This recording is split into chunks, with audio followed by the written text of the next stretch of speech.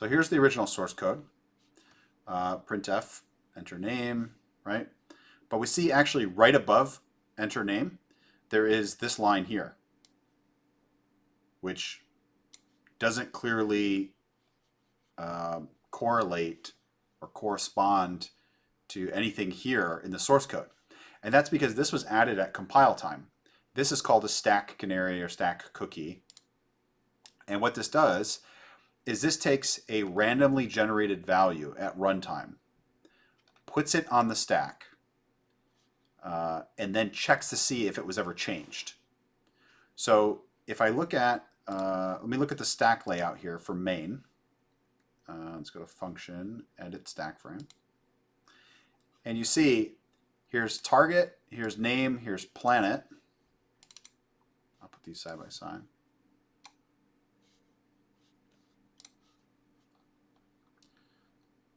So this is what you'd expect. Target, name, planet. There's target, name, planet. And then what we would have done in the past is we would have overflowed one of these, like gets, right? It says gets planet. We would overflow that, and then it would overflow down here into one of the saved return address, into the saved return address, thus hijacking control of the flow of the program. And it's like, you know, hey, we're done, right? Simple buffer overflow on the stack. You got control. Well, this is like a trigger or a tripwire or something like that, where this value here, local C, let me rename this here. Actually, let me verify that in the code. So what we see here at the top of the main program in the disassembly, you see here. Is that it? Yeah. So it pulls it from the GS register, one of the segment selector registers, which we never really talk about.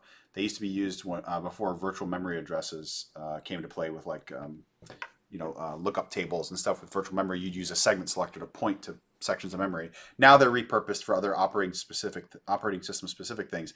In this case, this register at offset 14 contains this random value that's grabbed from the operating system. It's loaded into EAX. EAX is then loaded into local C here. And then at the bottom of the program, local C is pulled out from the stack, put into EDX. EDX is then XORed with that original value from the operating system. If these don't match, the program will end. It'll say stack check fail, and you'll get a message on the screen to say stack smashing detected. So let me show if I can just show an example of that, which we have not seen this so far. So I do modern one like this, enter name.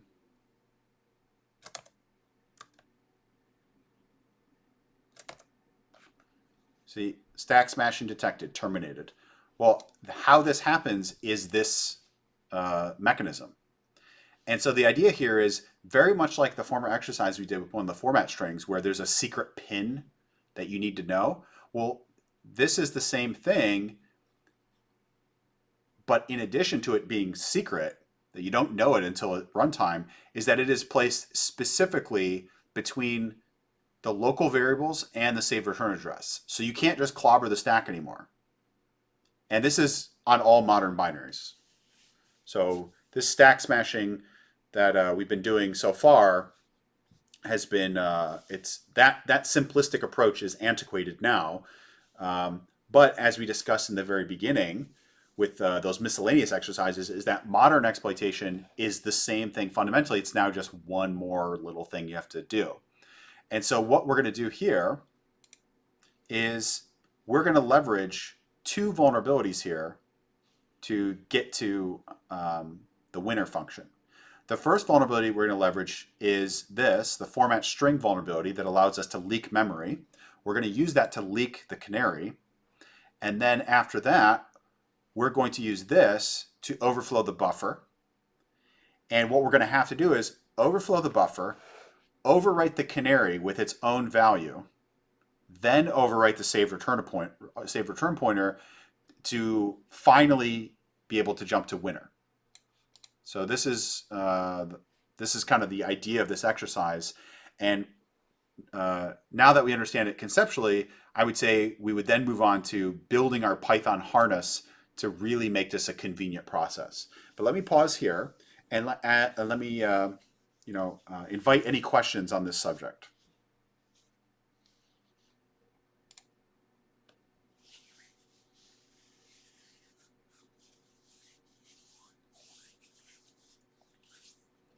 Okay, and if you feel comfortable with this exercise and you've completed it already, then just finish it, keep moving. You move through, tons of exercises there.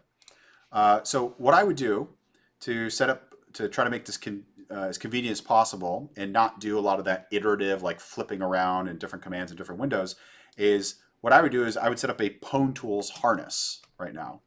And so this is what we're going to do. Let me grab this and let me put this down into here. And what I'm going to do is I'm going to just use this to line up my send and receives, is what I want to do. Let me grab the template that was provided earlier for up here. Here we go. So this is kind of what I need to just do my first send and receives. So let's grab that template.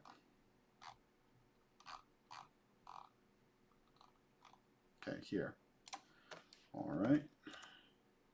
Oops. Here we go. All right, let's get rid of this and all these.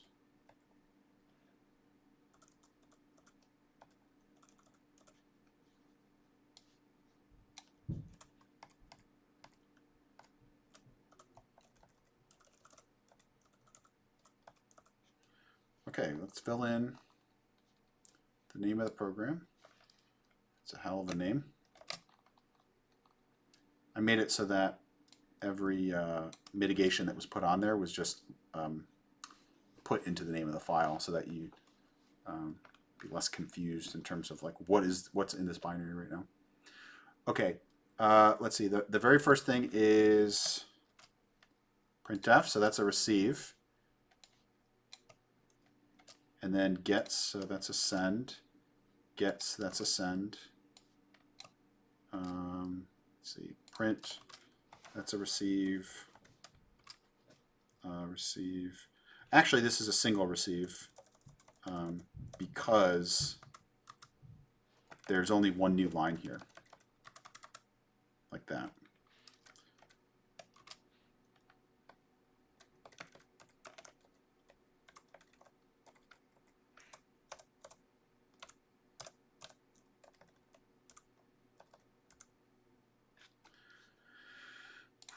Okay, looks good.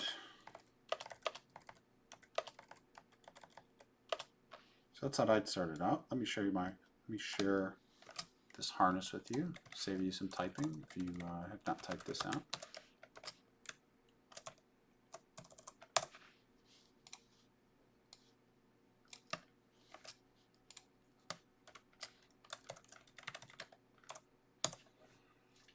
Okay. And I don't want to run this in Jupyter. I think Jupyter is a little bit too brittle to be trying to do this. I want to use this actually in a terminal. So what I'm going to do is I'm going to do write file, and then I'm going to call this harness.py. So basically this is a Jupyter magic command. It's actually called magic command to write this. And let me make sure I'm in the right directory. Modern 2. I should not be in modern 2. I should be in modern 1. So let me make sure that I do that. And there, I'm in modern 1. Now I have written the harness to the correct directory there. All right. So now I'm in modern 1, and if I do Python 3 modern 1.py, this should start this process, receive line, send line, receive line, receive line, send line. So it shouldn't really do much.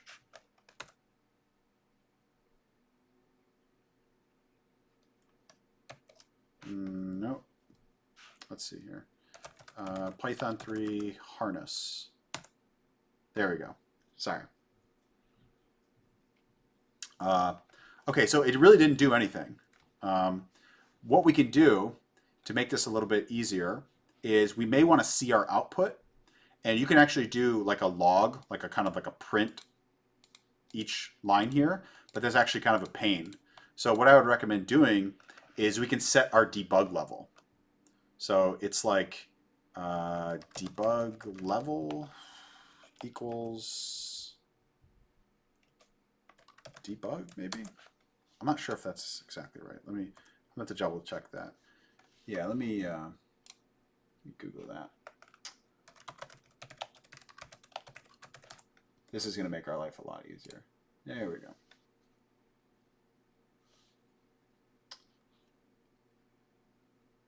Context.log level. I don't think I can claim to be close on that one. Context log level. There we go. So what this is going to do is this is going to allow us to see what is actually received and sent each time. This is way more convenient than having to do this manually. So the line I added there was this one. So just add that one. So now I can send and receive, and I can you know, easily send in 64 Bs, or I can send it, you know, null values. I can basically do whatever I want, and I can clearly see what's happening as I go along here. So I can edit it here and then execute it here. I think you can also execute it in here too. Well, actually, I mean, I know you can, but I'm going to recommend this workflow as of right now. Okay, so now that we have this, we need to figure out what is the offset for actually getting the canary. And so to do that, I would recommend doing the using the debugger. So let's try that.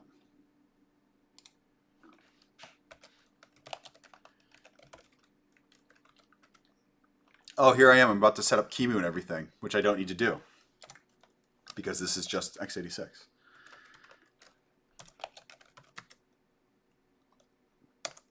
Okay. So I just run GDB on the application. Let's disassemble main. I'll bring up the source code next to it. And this print, this is where I'm actually interested in two things here. I'm interested in where the canary gets set, and I'm interested where that canary is in relation to my printf statement. So let me find where the canary is, which I think it's going to be here, right? We said GS14, move that into EAX, and then store EAX here. So I think it's going to be offset 24. And that's going to allow me to view what the canary is. And then what I care about is, let's see, printf.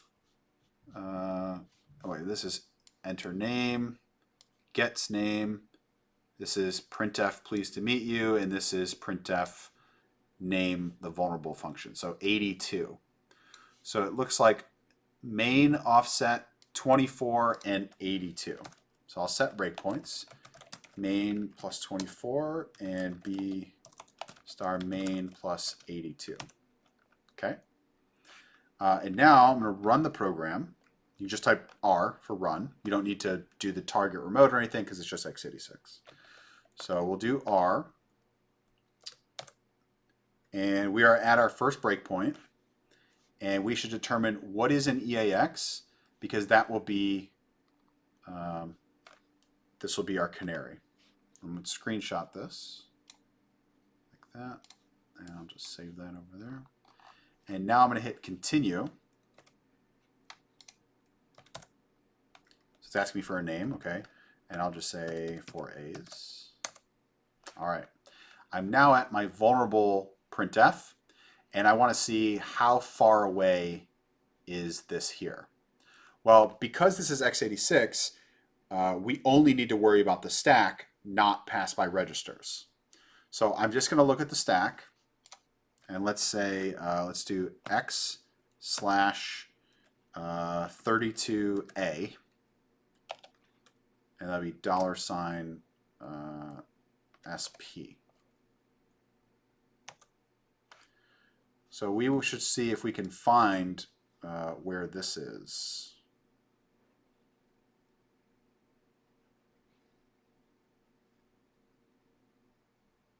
B8, is that anywhere? There it is, right there. So that is 1, 2, so that's 8. This is 9, 10, and then that looks like that's 11.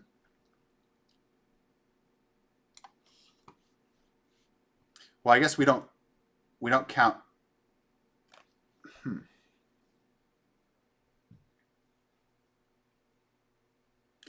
I think we would start counting from the A's, right?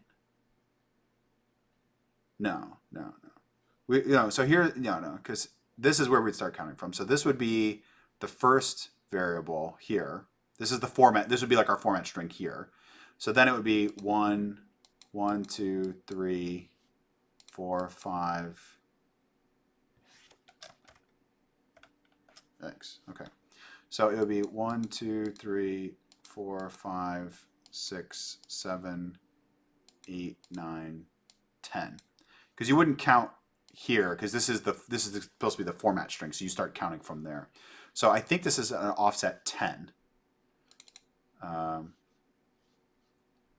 So what I can do now is I can go down here, and instead of saying name is 4 B's, I'm going to say this is going to be %10 $X, like that. Overwrite that as my harness. Let me now execute my harness again.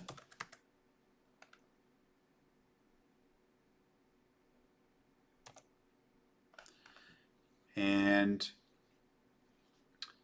it said, okay, I said I received enter name, I sent it this, I received pleased to meet you this, and what planet are you from? Now, I can sort of tell just from staring at addresses so often that this is not a regular number. Like, this is not ASCII, this is not like a stack range, this is not like a regular load address range. So I have some confidence here that I think that I lined it up correctly. Now, it's not guaranteed.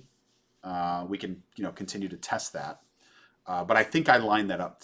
I think I lined that up correctly. And if we wanted to, we could just, do it manually, where we would go here and let's just continue. What planet are you from? Whatever. Let me run this again.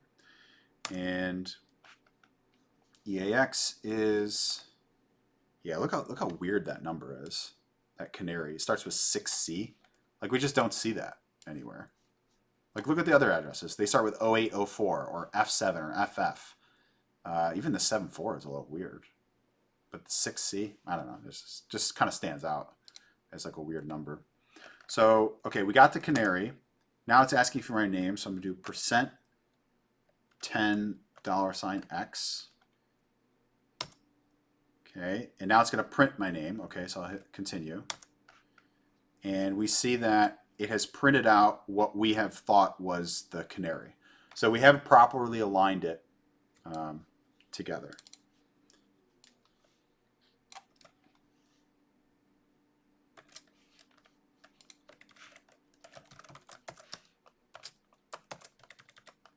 That's my current harness so far. Are there any questions on anything so far?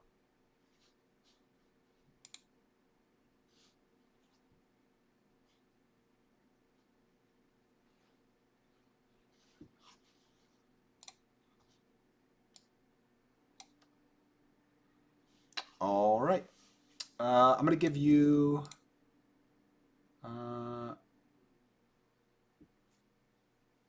I'm going to give you 40 minutes and see how far you can get on this one and the next one within ARM. And you can reuse, if you use a pwntool script, you can reuse a lot of things with just minor adjustments for the next one. So I'd recommend using the pwntools script like that. Okay, 40 minutes on the lab clock.